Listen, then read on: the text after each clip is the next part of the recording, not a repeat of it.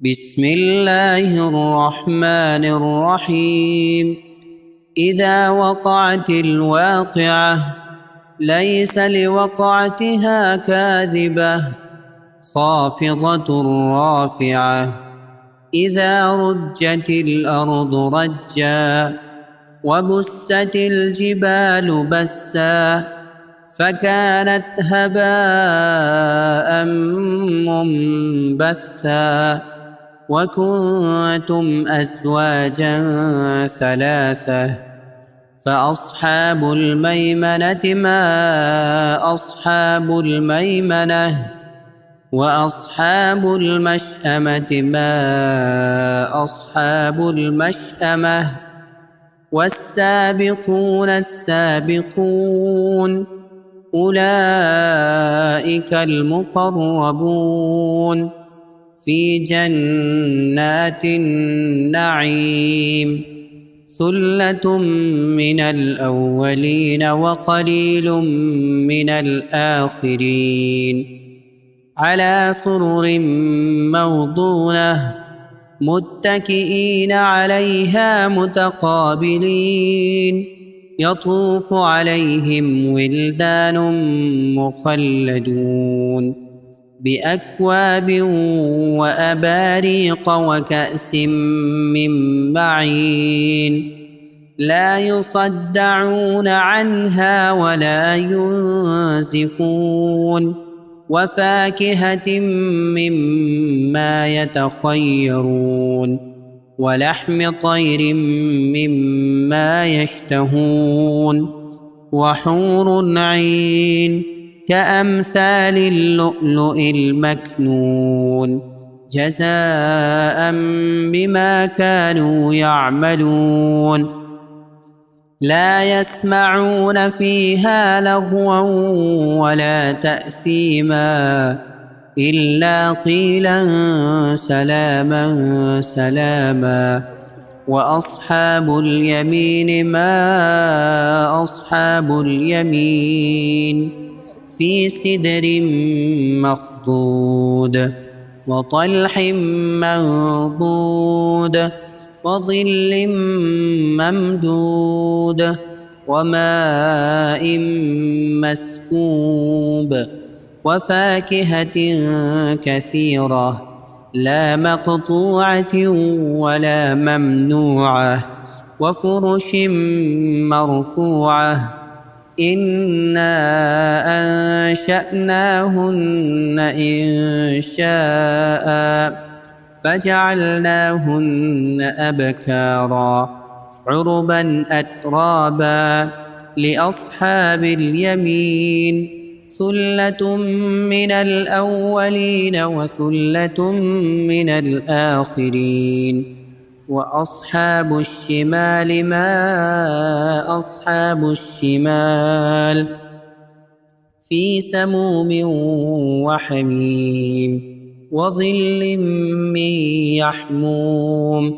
لا بارد ولا كريم إنهم كانوا قبل ذلك مترفين وكانوا يصرون على الحنث العظيم وكانوا يقولون أئذا متنا وكنا ترابا وعظاما أئنا لمبعوثون أو آباؤنا الأولون قل إن الأولين والآخرين لمجموعون إلى ميقات يوم معلوم ثم إنكم أيها الضالون المكذبون لآكلون من شجر من زقوم فمالئون منها البطون فشاربون عليه من الحميم فشاربون شرب الهيم هذا نزلهم يوم الدين نحن خلقناكم فلولا تصدقون أفرأيتم ما تمنون أأنتم تخلقونه أم نحن الخالقون نحن قدرنا بينكم الموت وما نحن بمسبوقين على أن نبدل أمثالكم وننشئكم فيما لا تعلمون ولقد علمتم النشأة الأولى فلولا تذكرون أفرأيتم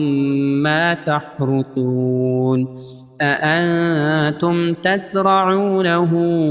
أم نحن الزارعون